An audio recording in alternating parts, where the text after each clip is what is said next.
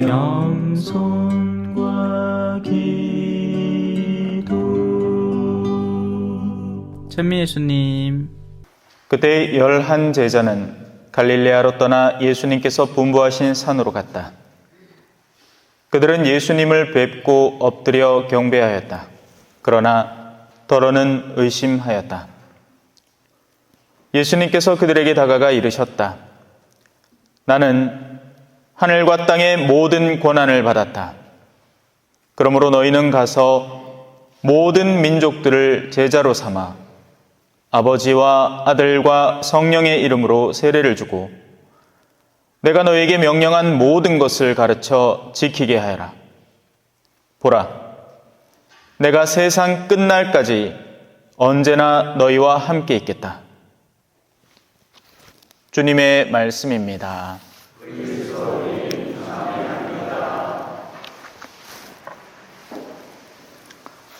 찬미 예수님, 한 주간 잘 보내셨습니까?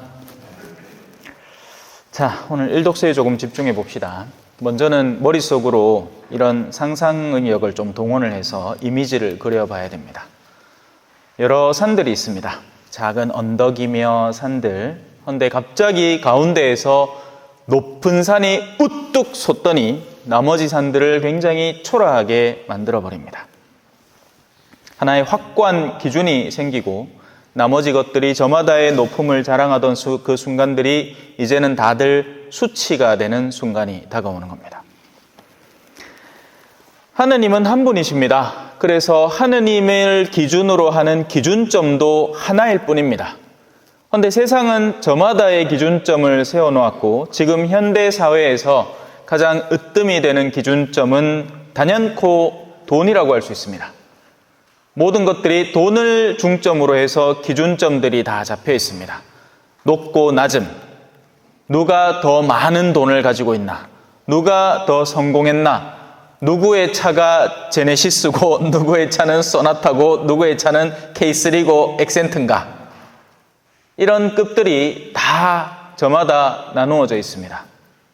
세상은 그렇게 재단되고 있는 사람인가 없는 사람인가, 화려한가 초라한가.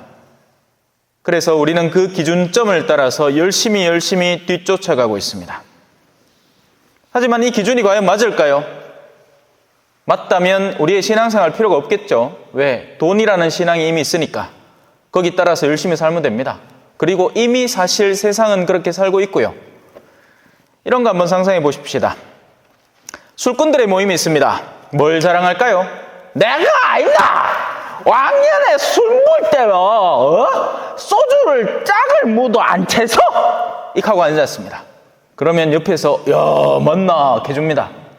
술꾼들의 모임에서는 술이 얼마나 입으로 쫙쫙 빨려 들어가는가, 거기에 아무 저항감이 없는가가 으뜸이 되는 기준점이기 때문입니다. 하지만 정상사회로 돌아와 봅시다.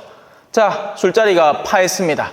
다음날 새벽 사람들이 성실하게 깔끔한 양복 차림에 일자리를 가는데 그 사람은 이제야 술집에서 나와서 홍보야 어디 하다가 자빠져가지고 쓰러져 잡니다. 자기 신발을 베고 정신을 문득 차렸더니 온갖 토가 여기 다 묻어있고 머리가 쩍 하고 떨어집니다.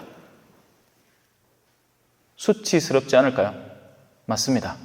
기준점이 달라졌기 때문이죠.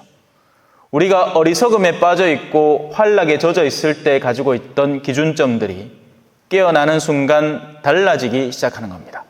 전에는 자랑스러움이었던 것이 지금은 수치가 되는 거죠. 그래서 올바른 기준점을 제대로 파악하지 못하면 우리는 어리석은 기준점에 우리의 생을 거의 전부 다 허비하고 맙니다. 서로 도토리 키재기를 하면서 네가 더 잘났나 내가 더 잘났나, 이런 엉뚱한 삶의 전력을 다 쏟아붓고 앉았는 겁니다. 그래서 오늘 일독서는 무엇이 진짜 기준점인가, 우리는 어디를 통해서 우리의 삶을 재정비하고 더 높은 곳을 지향하고 그리로 나아가야 하는지를 분명하고 똑똑하게 알려줍니다. 세월이 흐른 뒤에 이러한 일이 이루어지리라. 주님의 집이 서 있는 산은 모든 산들 위에 굳게 세워지고 언덕들보다 높이 솟아오리라.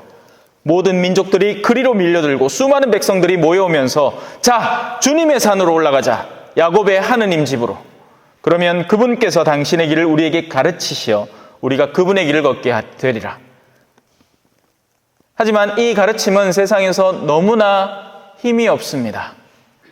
세상은 너무나 중독된 나머지 여전히 술에 쩔어 있고 세속이라는 달콤한 술에 잔뜩 취해서 아직도 누구 차가 더 좋은지, 누구 집이 더 큰지, 누가 돈을 더 많이 버는지, 누가 더 고급스러운 사람인지를 따지고 듭니다.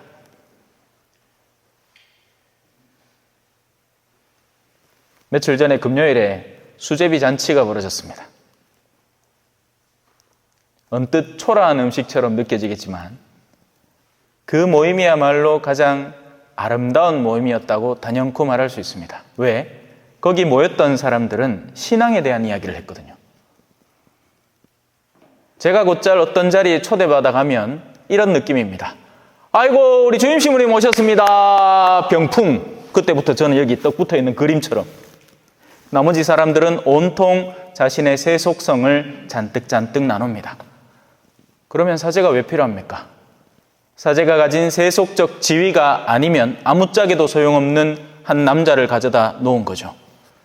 사제는 사람들을 하느님께 이끄는데 핵심적인 기능을 차지합니다. 그래서 있는 동안 잘 쓰셔야 돼요. 고해소에 앉아 있으면 열심히 나 자신을 성찰해서 나의 어두움을 행여라도 아주 작은 흠이라도 생겨난 그 모든 것을 깨끗이 털 수 있도록 만끽하셔야 됩니다. 그런데 그렇게 안 되죠. 하염없이 기다리는 밤비 내리는 마신부. 안 옵니다. 뭐 둘 중에 하나겠지. 다 성인이든가 아니면 기준점이 불명확해서 도대체 내가 무엇을 털어놓고 무엇을 꺼내놓아야 하는지도 모르던가 둘 중에 하나일 겁니다. 후자겠죠. 다 성인은 아니긴 게. 안 그렇겠어요? 보통은 뭘 고해야 하는지 모르겠답니다. 내가 뭐 주일미사를 빠졌나? 왜? 그게 단 하나의 기준점이니까. 하지만 하느님은 여러분에게 이런 거 묻지 않으실 겁니다. 주일미사 나왔나 안 나왔나? 아니요. 이렇게 물으실 겁니다. 주일을 거룩히 지냈니? 거룩함은 어디서 나오는 걸까요? 할머니가 허리가 아파서 병실에 쓰러져 누워있는데 그걸 기어 나와서 미사를 나와야 거룩함일까요? 아닙니다. 반대로 미사는 나왔는데 속에 온통 세속적인 생각으로 오면서 남편하고 싸우고 가면서 남편하고 싸우면 그 사람은 과연 미사에 참여한 걸까요? 그래서 기준점이라는 것을 올바로 확립하지 않으면 우리는 엉뚱한 기준점에 우리의 삶을 허비해버리는 겁니다. 그리고 마침내 그 산이 무너지겠죠.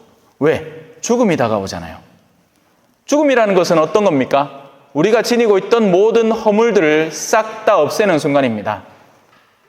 내가 지상에서 소중히 여겼던 어떤 것이 죽음이라는 장막을 통과하는지 아닌지에 대한 분명한 인식을 갖고 있어야 됩니다. 그러지 않으면 우리는 헛된 것을 잔뜩 모아뒀다가, 왜 그럴 때 있잖아요. 중요하다고 사놨는데 낸자가 아무짝에도 쓸모없어. 그때만 해도 최신 기술이라고 뭐를 잔뜩 해가 준비를 딱 해놨더니 며칠 지나지 않아서 모기가 한 마리가 잡았습니다. 참 바쁘다. 모기 잡으랴 강론하랴. 그죠? 훗날 우리는 이런 상황을 맞닥뜨리게 될 겁니다. 그분께서 민족들 사이에 가장 핵심 심판관이 되십니다. 그분의 기준점이 가장 중요한 기준점이 됩니다. 그래서 그분의 뜻에 얼마나 내가 부합해서 생을 꾸며왔느냐가 핵심 판단 기준이 될 겁니다. 나머지 가치관들은 다 의미가 없어질 거예요. 그분께서 민족들 사이에 재판관이 되시고 수많은 백성 사이에 심판관이 되시리라. 지금 우리 정치는 지금 일어나고 있는 수많은 전쟁들 사이에서 우리는 누구 편인가를 두고 싸우고 있습니다. 러시아인가 우크라이나인가 뭐 이거는 좀 쉬워 보였어요. 그죠? 근데 지금 이스라엘인가 하마스인가 이거는 좀 헷갈립니다. 역사가 길어. 아는 사람은 파면 팔수록 그 역사가 보통이 아니라는 걸 알게 되죠. 유대인은 유대인대로 안타깝고, 팔레스티나인들은 팔레스티나인대로 안타깝고, 그 와중에 하마스라는 이들은 하마스라는 그 이들 자체대로 또 사연이 있습니다. 하지만 그 모든 것 안에서는 여전히 선과 악이 작용하고 있습니다. 마냥 착한 이스라엘 사람이라는 있을 수 없고 마냥 악한 그 적대자도 있을 수 없습니다. 그 가운데 선과 악은 분명히 존재하는 거예요. 하느님의 뜻대로 우리의 삶의 방향을 정립하지 않으면 훗날 모든 것이 무너져 내리는 체험을 하게 될 겁니다. 이렇게 살아야 돼요. 그들은 칼을 쳐서 보습을 만들고, 이게 무슨 말일 것 같아요? 뭐 농기구 만들자 이 말입니까? 아니죠. 아닙니다. 칼이라는 것은 전투적 의지를 말합니다. 싸우려는 의지를 말해요. 싸움 딱 같은 사람이 있습니다. 항상 탐욕스러운 사람이 보통은 자기가 탐욕하는 것을 지키기 위해서 싸우려고 들죠. 욕심이 없는 사람은 싸울 이유가 없습니다. 안 그렇겠어요? 그죠? 욕심 없는 사람이 싸울 이유가 뭐가 있습니까? 남편과 아내는 왜 싸울까요? 주도권을 행사하기 위해서 싸우는 겁니다. 한 측이 포기해버리면 싸움이 일어나질 않습니다.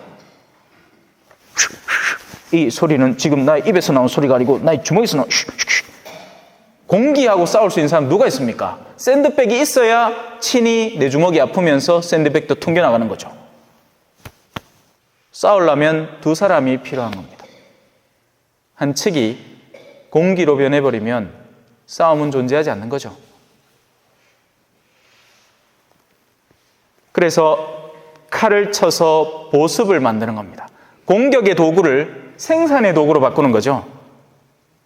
우리가 사실 싸우는데 얼마나 많은 시간과 에너지를 소비합니까? 더 많이 벌려는 것도 싸움이고, 더 잘나 보이려는 것도 싸움이고, 심지어 신앙 안에서도 그런 싸움을 하는 이들이 한둘이 아닙니다. 그런데 그런 것들을, 그런 엉뚱한 노력들을 바꿔서 영혼들을 구해내는 데 쓸 수만 있다면 얼마나 많은 영혼들이 다가오겠습니까? 성인들의 비결은 딴 게 아닙니다. 그거 하신 거예요. 다른 사람들은 세상에서 지자리 찾고 높은 데 올라가고 뭔가 더 얻고 누리고 하려고 길을 쓰는 동안 성인들은 그 똑같은 시간과 노력을 사람들의 영혼을 구하는 데 썼던 겁니다. 그러니 오히려 나중에는 사람들이 이런 사람들을 누가 섬겨요? 지금 뭐 우리가 삼성의 회장이 누군지 얼마 전에 이제 죽었으니까 기억은 하지만서도 한 50년, 100년 지나고 나면 누가 기억이나 하겠냐고요? 뭐 기억하겠다고? 그런 사람들은 잠깐 피었다가 사라지는 들꽃과 같은 운명을 지니고 있는 겁니다. 하지만 성인들의 삶은 어때요? 곱씹어보고 되새기면 더 단맛이 나는 칡뿌리 같은 삶인 거죠. 밟아도 뿌리 뻗는 잔디풀처럼 시들어. 죄송합니다. 잠깐 환기를 시키고 싶었습니다. 그래서 우리의 삶은 그렇게 하느님께서 우리를 이끌어가려는 방향대로 드높은 하느님의 산의 영역으로 끊임없이 나아가야 합니다. 오늘 화답송이었죠? 오늘 화답송이 아닙니다. 자, 오늘 일독서의 마지막 부분. 한 민족이 다른 민족을 거슬러 칼을 쳐들지도 않고 다시는 전쟁을 배워 익히지도 않으리라. 야곱 집안아, 자, 주님의 빛 속에서 걸어가자. 아멘. 찬미 예수님, 겸손과 기도.